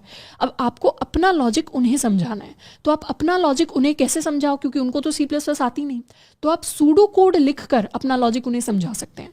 Pseudo code is basically English के अंदर आपने अपने कोड को लिख दिया जो अब कोई भी समझ सकता है, चाहे उसे कोई भी प्रोग्रामिंग लैंग्वेज आती हो। तो इसीलिए सूडो कोड थोड़े से इंपॉर्टेंट हो जाते हैं जब भी हम डिफरेंट लैंग्वेजेस पे काम करने वाले सारे लोग एक साथ मिलकर बात कर रहे होते हैं, क्योंकि तब सूडो कोड इंपॉर्टेंट हो जाता है। तो कुछ इंटरव्यूज में ऐसा हो सकता है कि कोई बड़ी सी एल्गोरिदम हो और इंटरव्यूअर के पास ज़्यादा टाइम ना हो, तो इंटरव्यूअर आपको बोल सकते हैं कि आप पूरा कोड मुझे लिख के मत दिखाओ, आप बस इसका सूडो कोड मतलब जल्दी इसका इंग्लिश में कोड लिख के मुझे दिखा दो पेपर पेन के ऊपर। तो ऐसा भी एक दो सिचुएशंस के अंदर हो जाता है। अब सूडो कोड हम कैसे लिखते हैं, सूडो कोड लिखना आपको फ्लो चार्ट से भी ज़्यादा आसान लगेगा। कैसे, कुछ नहीं करना, सिंपली फ्लो चार्ट को मुझे इंग्लिश में लिख देना है, वही होता है सूडो कोड। जैसे इसको लिखना स्टार्ट करते हैं, सूडो कोड को हम स्टेप वाइज लिखते हैं और सूडो कोड के अंदर हम स्टार्ट जनरली नहीं लिखते, हम यहाँ से स्टार्ट करेंगे। तो सबसे पहला स्टेप हमारे लिए हो जाएगा इनपुट ए एंड बी, हो गई फर्स्ट लाइन। बेसिकली इंग्लिश में मैंने कह दिया इस प्रॉब्लम को सॉल्व करना है सम ऑफ टू नंबर्स को, तो इनपुट ले लो ए और बी को। सेकंड क्या काम करना है, सम निकाल लो ए और बी को प्लस करके, तो sum is equal to A plus B, मतलब मैंने एक वेरिएबल ले लिया सम जिसके अंदर ए प्लस बी की वैल्यू असाइन हो गई, हो गया सेकंड स्टेप। उसके बाद थर्ड स्टेप आएगा प्रिंट सम, तो कुछ नहीं करना, प्रिंट कर दो सम को। एंड फोर्थ स्टेप आ जाएगा एग्जिट, मतलब सूडो कोड कंप्लीट हो गया मेरा सूडो कोड। बेसिकली जो चीज़ फ्लो चार्ट पे लिखी हुई थी उसी को स्टेप वाइज हम सूडो कोड की फॉर्म में लिख देते हैं। और ये एक ऐसा प्रोसेस है जिसमें फ़र्क नहीं पड़ता आप C++ में कोड कर रहे हैं, पाइथन में कर रहे हैं, जावा में कर रहे हैं, जावास्क्रिप्ट में कर रहे हैं, गोलैंग में कर रहे हैं, किसी भी लैंग्वेज में आप कोड कर सकते हैं, सबको ये चीज़ समझ में आएगी, क्योंकि ये तो बेसिक इंग्लिश लिखी हुई है 2 नंबर्स का सम निकालने की। तो यही चीज़ है जिसको हम सूडो कोड कहते हैं। और pseudo code and flow charts दोनों ही बहुत आसान चीज़ें हैं। इनफैक्ट ये आपकी फर्स्ट बिगिनर क्लास है, तो आप में से हो सकता है कुछ स्टूडेंट्स को डिफिकल्ट लगे, पर आई कैन गारंटी यू जैसे आप सेकंड चैप्टर को पढ़ लेंगे या जैसे आप थर्ड चैप्टर को पढ़ लेंगे, ये चीज़ बिल्कुल आपको बिल्कुल बटर की तरह बहुत सिंपल लगने वाली है। नेक्स्ट क्वेश्चन के अंदर हम flow chart and pseudo code create करने वाले हैं to calculate the simple interest. Simple interest ऐसी चीज़ है जो हमने बेसिक मैथ के अंदर अपनी छोटी क्लासेस के अंदर 6 to 8 क्लास के अंदर सीखा था। सिंपल इंटरेस्ट कैसे कैलकुलेट करते हैं, बेसिकली इनपुट में हमारे पास 3 वैल्यूज़ आती हैं, प्रिंसिपल, रेट, टाइम, जिनको हम PRT कह देते हैं। और इन तीनों वैल्यूज़ को जब हम मल्टीप्लाई करके 100 से डिवाइड कर देते हैं तो ये हमारा सिंपल इंटरेस्ट का फॉर्मूला होता है। अब हम में से काफ़ी सारे स्टूडेंट्स हो सकते हैं जिन्हें सिंपल इंटरेस्ट का फॉर्मूला ना आता हो, क्योंकि सिंपल इंटरेस्ट का फॉर्मूला हम इतना यूज़ नहीं करते 11th-12th के अंदर, तो हम भूल गए होंगे। उसमें कोई परेशानी की बात नहीं है। कोडिंग के अंदर आपका लॉजिक टेस्ट किया जाता है, आपका मैथ या आपको ऐसे इंटरेस्ट के फॉर्मूलेस टेस्ट नहीं किए जाते। मतलब हो सकता है कभी आपको किसी क्वेश्चन में कंपाउंड इंटरेस्ट पूछ लिया जाए कि प्रोग्राम लिखो छोटा सा जो उसको कैलकुलेट कर सके। अब हो सकता है हमें कंपाउंड इंटरेस्ट का फॉर्मूला ना होता हो, तो उसमें कोई घबराने की बात नहीं है, क्योंकि कोई भी अच्छा अगर इंटरव्यूअर आपके सामने बैठा होगा तो आप उनसे फॉर्मूले पूछ सकते हैं, क्योंकि आपका काम फॉर्मूले लिखना नहीं है, आप मैथमेटिशियन नहीं है, आप प्रोग्रामर हैं। आपको अगर कोई फॉर्मूला दे दिया जाए तो उसे आपका काम है कोड के अंदर कन्वर्ट करना। तो वैसे तो ये फॉर्मूला बहुत इजी है, बट अगर आपको नहीं भी आता कभी तो हम अपने इंटरव्यूअर से इसे पूछ सकते हैं। तो हमें इस फॉर्मूले को आउटपुट करके दिखाना है। तो उसका प्रोसेस सिंपली ये होगा कि वी हैव टू स्टार्ट, सबसे पहले अपनी तीनों वैल्यूज़ को हम इनपुट ले लेंगे। तो पैरेललोग्राम यानी इनपुट ब्लॉक के अंदर हम PRT को इनपुट ले लेंगे। उसके बाद काम है कैलकुलेशन करना। कैलकुलेशन में सिंपल इंटरेस्ट को कैसे कैलकुलेट करेंगे, P × R × T। मल्टीप्लिकेशन का साइन प्रोग्रामिंग के अंदर होता है स्टार का साइन, जो हमारे कीबोर्ड पे होता है, इसको हम एस्टरिस्क बोलते हैं। तो एस्टरिस्क को हम यूज़ कर सकते हैं चीज़ों को मल्टीप्लाई करने के लिए। डिवाइड के लिए स्लैश यूज़ करते हैं 100। अब जैसे ही सिंपल इंटरेस्ट कैलकुलेट हो गया, इसको मैंने SI लिख दिया है, वैसे ही हम सिंपल इंटरेस्ट को प्रिंट करवा देंगे इन माई आउटपुट ब्लॉक और फाइनली हम कर जाएंगे एग्जिट। अब इसका एक बार सूडो कोड लिखने की कोशिश करते हैं। अब जैसे मैंने आपको बताया था यहाँ पे, क्योंकि एक सूडो कोड हम ऑलरेडी देख चुके हैं, तो ये वाला सूडो कोड आप एक बार खुद से भी लिख के ट्राई कर सकते हैं। यहाँ लेक्चर को पॉज करना है, खुद से एक बार सूडो कोड लिखने की कोशिश करनी है और फिर आके सॉल्यूशन को देख लेना है। तो सूडो कोड के लिए सबसे पहला स्टेप, हम स्टार्ट को स्किप कर सकते हैं, we can start with input. हम लिखेंगे इनपुट कर लो 3 values P, R and T। Second step होगा कि सिंपल इंटरेस्ट कैलकुलेट कर लो as P × R × T divided by 100।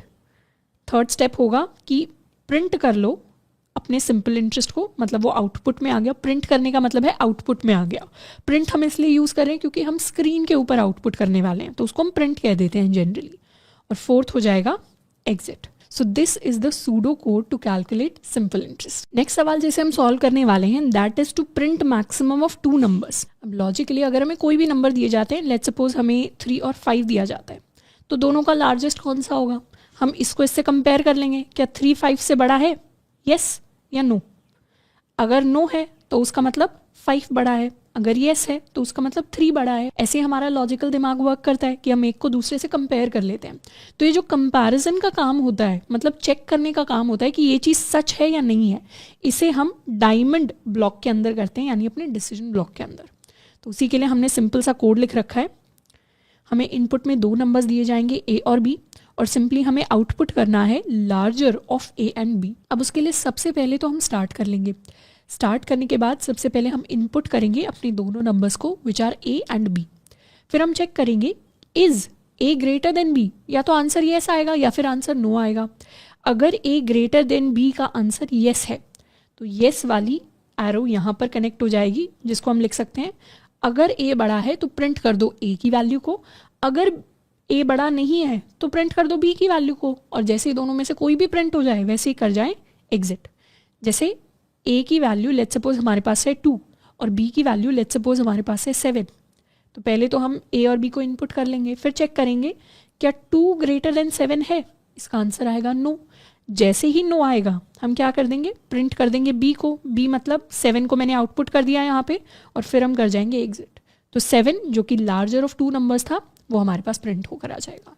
तो लॉजिकल फ्लो ऐसा काम करता है प्रॉब्लम सॉल्विंग के अंदर, और इसी को हम सूडो कोड के अंदर कन्वर्ट कर सकते हैं।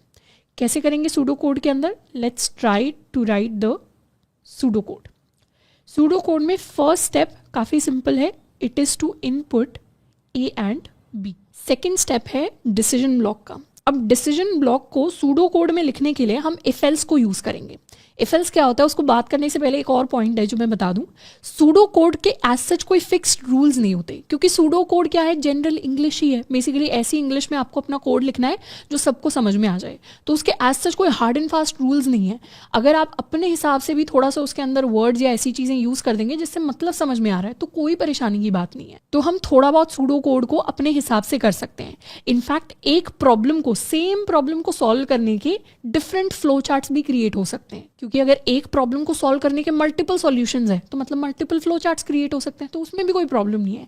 एट द एंड हमारा गोल ये होना चाहिए कि हमारी प्रॉब्लम एफिशिएंटली सॉल्व हो रही हो। तो डिसीजन ब्लॉक को सूडो कोड के अंदर कन्वर्ट करने के लिए we use something called if else. तो इफ के अंदर हम कुछ स्टेटमेंट लिखते हैं और फिर कुछ काम लिख देते हैं और उसके बाद हम लिखते हैं एल्स। बेसिकली इफ एल्स का मतलब होता है कंडीशन को चेक करना। यहाँ पे कौन सी कंडीशन चेक हो रही है, ए ग्रेटर देन बी। यहाँ पर अगर हम इज लिखते हैं तो सूडो कोड के अंदर हम उसको इफ के अंदर कन्वर्ट कर देते हैं।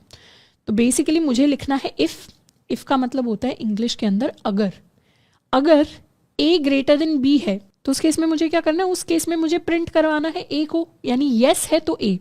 तो इफ का मतलब है कि कंडीशन ने येस दे दिया, डिसीजन ब्लॉक ने येस दे दिया। तो यहाँ पे हम क्या काम करेंगे, यहाँ पे हम प्रिंट करवा देंगे ए को। और ये जो काम है ये हम थोड़ी स्पेस देके लिखते हैं। स्पेस देके इसलिए दिख रहे हैं क्योंकि हम रिप्रेजेंट करना चाहते हैं कि ये चीज़ अगर येस दे तभी ये काम हो, तो इसीलिए उसे स्पेस देके लिखा जाता है कि ये इसने अगर येस दिया तभी ये काम हो रहा है। ऐसा नहीं है कि ये काम होता चला जाएगा, यहाँ पे अगर नो भी आएगा तो भी काम हो जाएगा।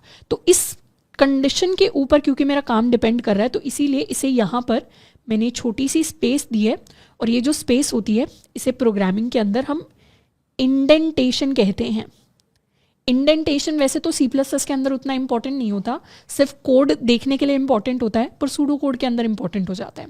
इनफैक्ट कुछ प्रोग्रामिंग लैंग्वेजेस भी होती हैं जिसके अंदर सारी चीज़ें इंडेंटेशन पे बहुत ज़्यादा डिपेंड करती हैं।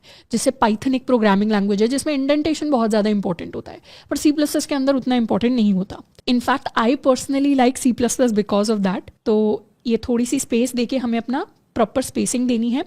और एल्स वाले केस में हम क्या लिख देंगे, एल्स कहने का मतलब है अगर कंडीशन ने नो दे दिया। यहाँ पे जो भी हमने लिखा होगा उसने अगर येस दे दिया तो उसका काम यहाँ पे लिख दो, नो दे दिया तो उसका काम यहाँ पे लिख दो। तो हम लिख देंगे एल्स प्रिंट बी, और ये पूरी की पूरी चीज़ हमारा स्टेप 2 हो जाएगा।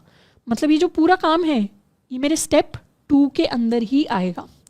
मतलब इस पूरे को और इस पूरे को मैंने अपना स्टेप 2 गिन लिया है। एंड फाइनली जो भी प्रिंट होना था वो हो गया होगा, और फाइनली हम यहाँ से कर जाएंगे एग्जिट। तो डिसीजन ब्लॉक को जब भी हमें लिखना होता है हम उसे इफ एल्स की फॉर्म में लिखते हैं। हम लिखते हैं इफ अपनी डिसीजन, अपना क्वेश्चन जिसका आंसर येस या नो होना चाहिए। अगर येस हुआ जो भी काम है यहाँ पे लिख देंगे स्पेस के साथ। एल्स बताता है अगर नो आया होगा तो जो भी काम है यहाँ लिख देंगे स्पेस के साथ। तो ये पूरा का पूरा हमारा एक सिंगल स्टेप माना जाता है सूडो कोड के अंदर।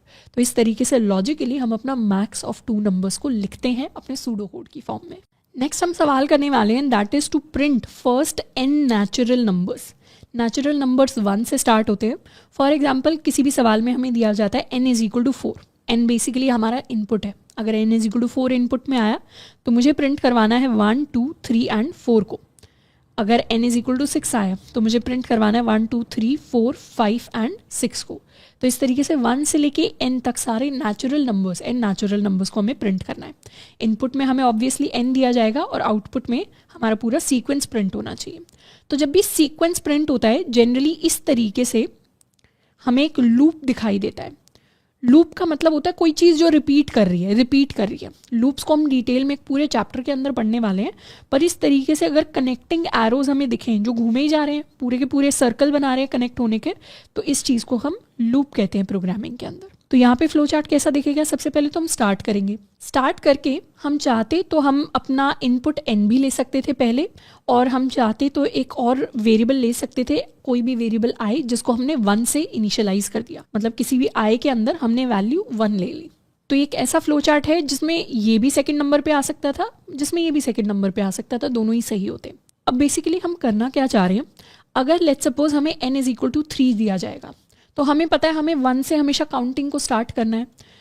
तो लेट्स सपोज हमने कोई वेरिएबल ले लिया काउंट, जिसकी वैल्यू 1 से हमने शुरू की। फिर हम क्या करेंगे, इसको प्रिंट करवा देंगे, काउंट की वैल्यू को प्रिंट करवा देंगे। उसके बाद हम काउंट की वैल्यू को इंक्रीज कर देंगे 2। फिर हम देखेंगे क्या ये 2 इस 3 से बड़ा हो गया, 3 से बड़ा तो नहीं हुआ, इससे कम या इसके इक्वल ही है। तो अब इस 2 को प्रिंट करवा देंगे, तो 2 प्रिंट करवा दिया। फिर इसकी वैल्यू को इंक्रीज कर देंगे 1 से, तो ये 3 हो जाएगा, मतलब काउंट की वैल्यू इंक्रीज होकर 2 हो जाएगी, फिर काउंट की वैल्यू इंक्रीज होकर 3 हो जाएगी। मैं आपको लॉजिक समझाने की कोशिश कर रही हूँ। तो फिर चेक करेंगे क्या एक काउंट 3 से छोटा है, उसके इक्वल है अभी भी। हाँ, ये 3 से छोटा और उसके इक्वल है अभी भी, तो काउंट की वैल्यू को प्रिंट करवा देंगे। उसके बाद काउंट को दोबारा इंक्रीज कर देंगे और उसकी वैल्यू 1 से बढ़ा देंगे। अब चेक करेंगे क्या काउंट 3 से छोटा या इसके इक्वल है, इससे छोटा या इसके इक्वल तो नहीं है। अब यहाँ पर हम एग्जिट कर जाएंगे। जैसे ही हमारा काउंट हमारे इस n से बड़ा हो जाए वैसे ही एग्जिट कर जाओ, और उससे पहले काउंट को बढ़ाते रहो और उसको प्रिंट कराते रहो। तो हमें लास्ट में पता चलेगा कि 1 से लेके n तक सारे के सारे नंबर्स हमारे लिए प्रिंट होकर आ गए। तो इस तरीके की लॉजिकल चीज़ हमें करनी है।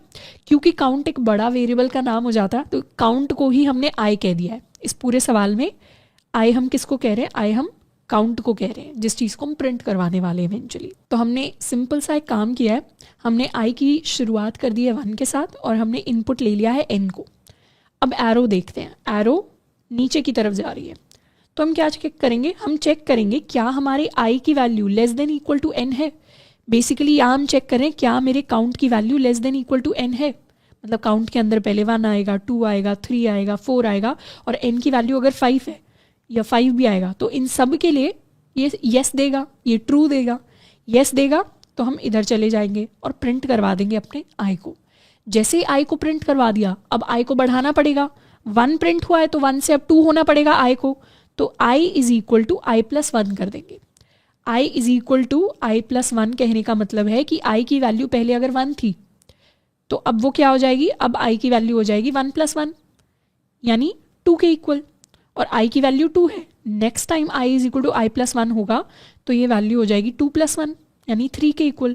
तो ऐसे i की वैल्यू एक एक करके बढ़ती रहेगी।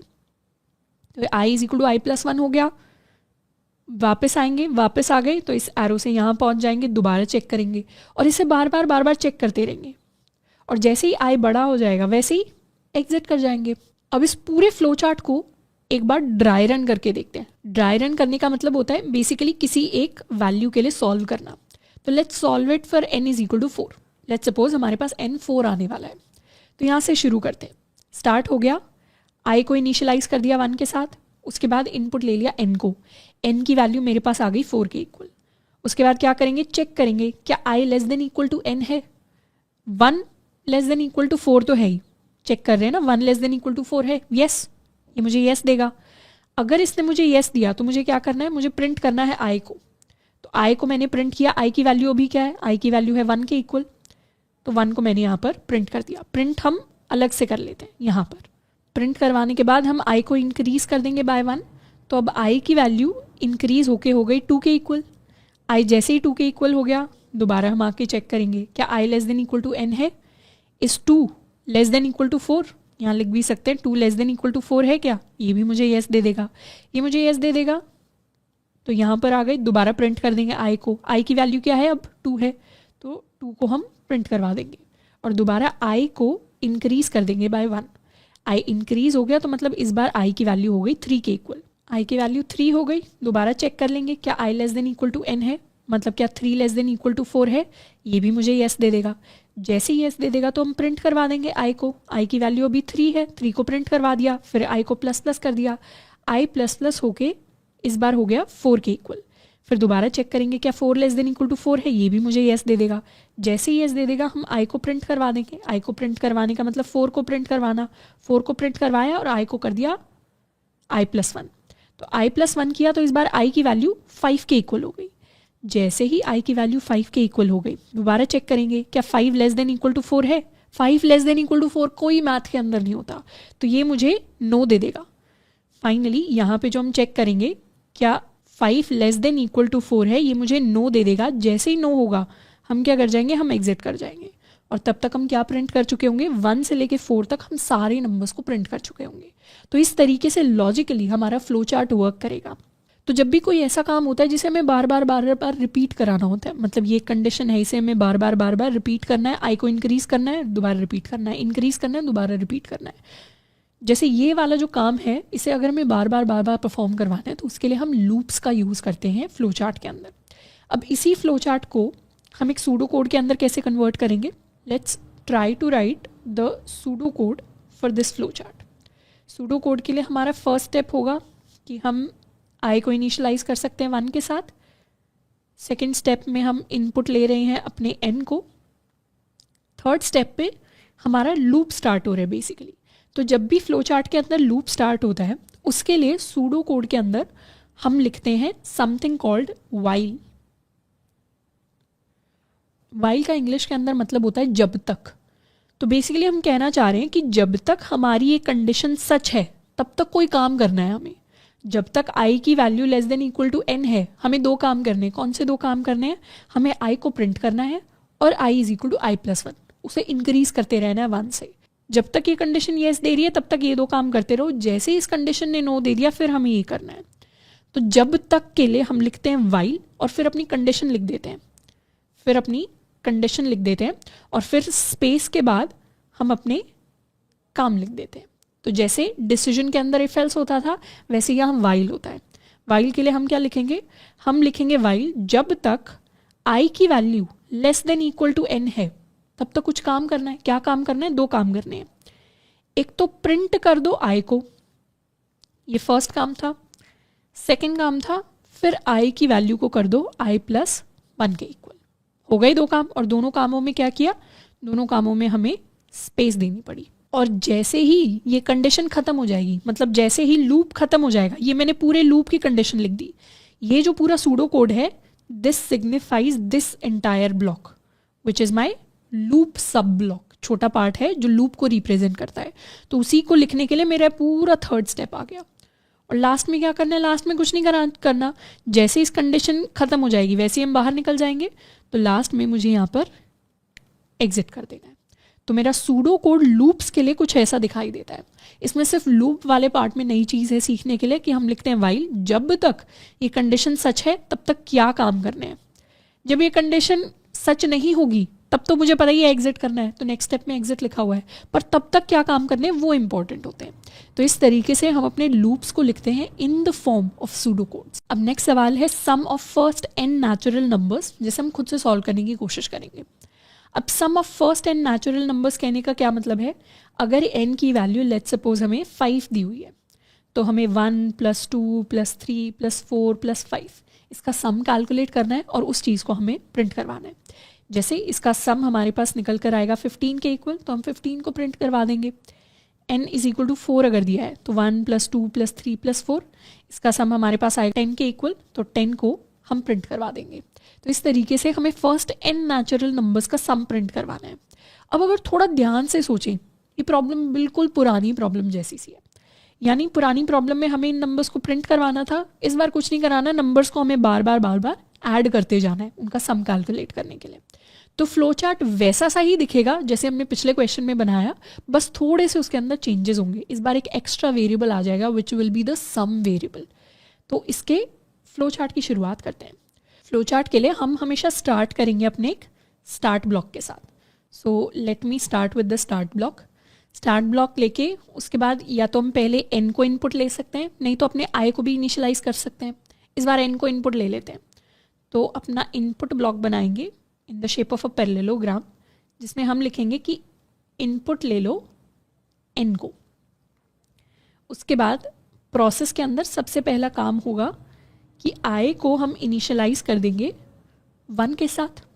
उसके बाद हमारा लूप स्टार्ट होगा। बार बार हमें क्या काम करना है, i की वैल्यू 1 है तो सबसे पहला काम करना है कि एक और सम वेरिएबल ले लो, जिसको सम को हम शुरुआत में इनिशियलाइज करेंगे 0 के साथ। इस प्रोसेस ब्लॉक के अंदर चेंजेस कर लेते हैं थोड़े। यहाँ पे बेसिकली हम 2 वेरिएबल्स को लेंगे, एक होगा i इज इक्वल टू 1 और एक होगा सम इज इक्वल टू 0।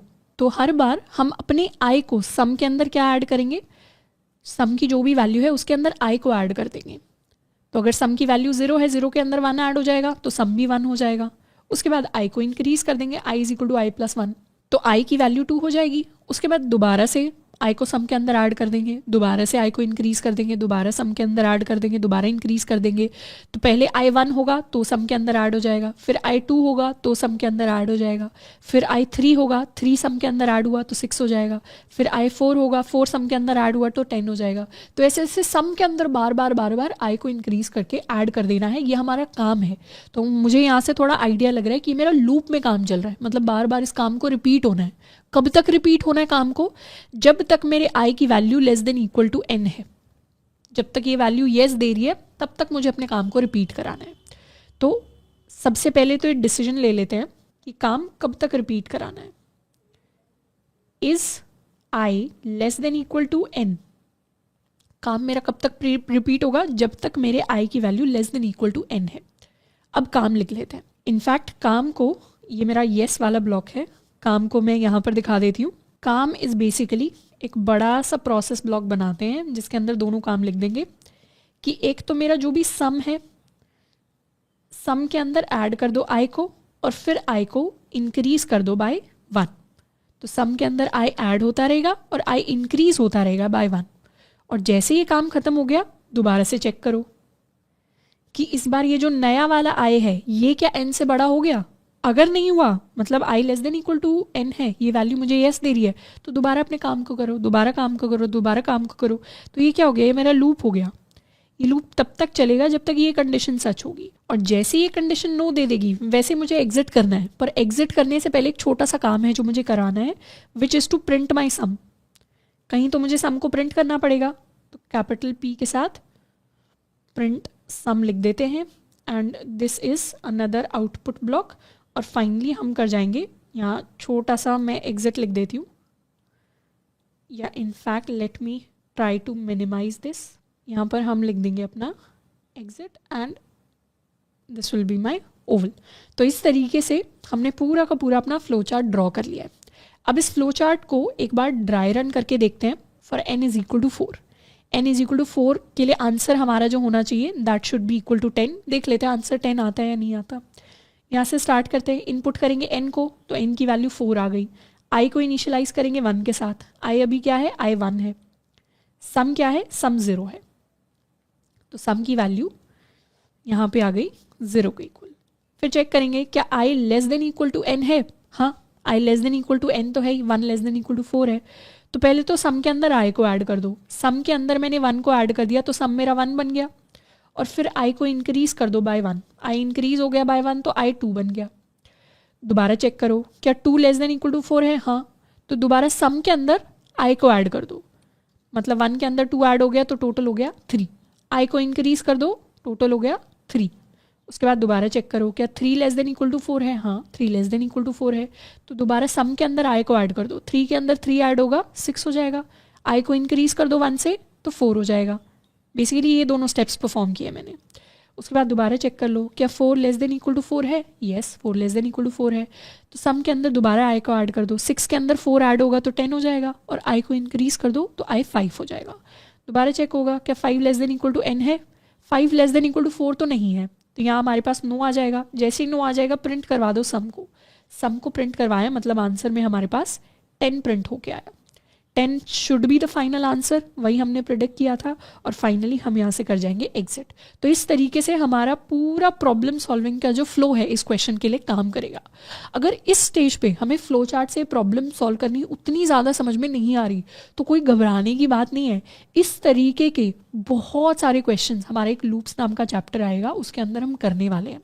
ये तो बस आपको एक तरीके से ट्रेलर मिल रहा है कि कोडिंग के अंदर हम किस तरीके की प्रॉब्लम्स को सॉल्व करते हैं, ताकि हम पहले से ही थोड़ा सा लॉजिकल माइंड बना के कोडिंग को अप्रोच करें। क्योंकि कई बार हमें पता ही नहीं होता कि हम कोडिंग सीखने वाले हैं, पर उसमें अंदर हम करने क्या वाले हैं। बेसिकली हम इसी तरीके की बहुत सारी प्रॉब्लम्स को सॉल्व करने वाले हैं। शुरू में हम आसान प्रॉब्लम्स को सॉल्व करेंगे, बाद में जाके हम और मुश्किल प्रॉब्लम्स को सॉल्व करेंगे। अब इसी प्रॉब्लम का एक बार सूडो कोड भी लिखते हैं। Let's try to write the pseudo code for our problem. Pseudo code में फर्स्ट स्टेप है टू इनपुट n, तो हमने n को इनपुट ले लिया। सेकंड स्टेप है कि i को इनिशियलाइज कर दो 1 के साथ, और कॉमा करके सम को इनिशियलाइज कर दो 0 के साथ। इनिशियलाइज मतलब ये इनकी स्टार्टिंग वैल्यूज है। थर्ड स्टेप में क्या आ गया, एक लूप आ गया। तो लूप हमें ऑलरेडी लिखना आता है, while i is less than equal to n, मतलब जब तक ये कंडीशन सच है तब तक लूप चलेगा। तो लूप के अंदर हम लिख देंगे वाइल को कैपिटल W के साथ भी लिख सकते हैं, स्मॉल w के साथ भी लिख सकते हैं। वाइल जब तक i is less than equal to n, तब तक क्या काम करने हैं, तब तक ये दो काम करने हैं। तो दोनों कामों को स्पेस देके हम लिख देंगे। काम मुझे करना है कि सम के अंदर हमेशा ऐड करते रहो i की वैल्यू को, और i को इंक्रीज करते रहो 1 के साथ। और जैसे ही ये लूप खत्म हो जाए, ये तो लूप खत्म हो गया जैसे ही लूप खत्म हो जाए, प्रिंट करवा दो अपने सम को। ये हमारा फोर्थ स्टेप हो गया, और फिफ्थ स्टेप हो गया बेसिकली टू एग्जिट। तो this is how the pseudo code for my problem will look like. तो इस तरीके से फ्लो चार्ट्स को हम लॉजिकली सूडो कोड्स के अंदर कन्वर्ट कर सकते हैं। बहुत बेसिक से कंपोनेंट्स होते हैं, या तो हमारे पास कुछ इनपुट लेने का काम होगा सूडो कोड के अंदर, या कुछ प्रिंट करने का काम होगा, या तो एग्जिट का काम होगा, या हमारे पास इस तरीके से कुछ इनिशियलाइजेशन होगा, या कुछ कैलकुलेशन होगी, कुछ असाइनमेंट होगा। नहीं तो दो ही तरीके के और स्टेप्स होते हैं, या तो इफ एल्स वाला स्टेप आ जाएगा जो एक सिंगल डिसीजन ब्लॉक का होगा, या अगर कहीं भी आपको लूप लग रहा है तो लूप के केस में हम वाइल लिख के कंडीशन लिख के अपना काम लिख देंगे। मैक्सिमम सूडो कोड जो होते हैं वो इतने ही टाइप के दिखते हैं, इससे कोई एडिशनल टाइप का कुछ एक्स्ट्रा सूडो कोड के अंदर एज सच हमें दिखाई नहीं देता। बाकी सूडो कोड उतने ज़्यादा इंपॉर्टेंट नहीं है जितना एक्चुअल कोडिंग का प्रोसेस होने वाला है, जिसको नेक्स्ट क्लास से हम स्टार्ट करने वाले हैं। तो इतना ही था flow charts and pseudo codes के अंदर। हमने कुछ क्वेश्चंस को डिस्कस किया है। कई सारे क्वेश्चंस आपको असाइनमेंट क्वेश्चंस के अंदर भी मिल रहे होंगे, तो असाइनमेंट क्वेश्चंस को ज़रूर सॉल्व करना है, they are really important. Next class से पहले असाइनमेंट क्वेश्चंस को हमेशा हर चैप्टर के सॉल्व करके आना है, ताकि बेस्ट हमारा माइंडसेट जो है लॉजिकली वो प्रिपेयर्ड हो to learn the next thing out there. तो आई होप कि flow chart and pseudo codes को पढ़ने में हमें मजा आया हो। इस चैप्टर को बस हम कोडिंग का ट्रेलर की तरह समझ सकते हैं, अभी असली पिक्चर बाकी है, जिस पिक्चर को हम नेक्स्ट चैप्टर के साथ स्टार्ट कर रहे होंगे। मिलते हैं आप सभी से नेक्स्ट लेक्चर के अंदर। Till then keep learning and keep practising.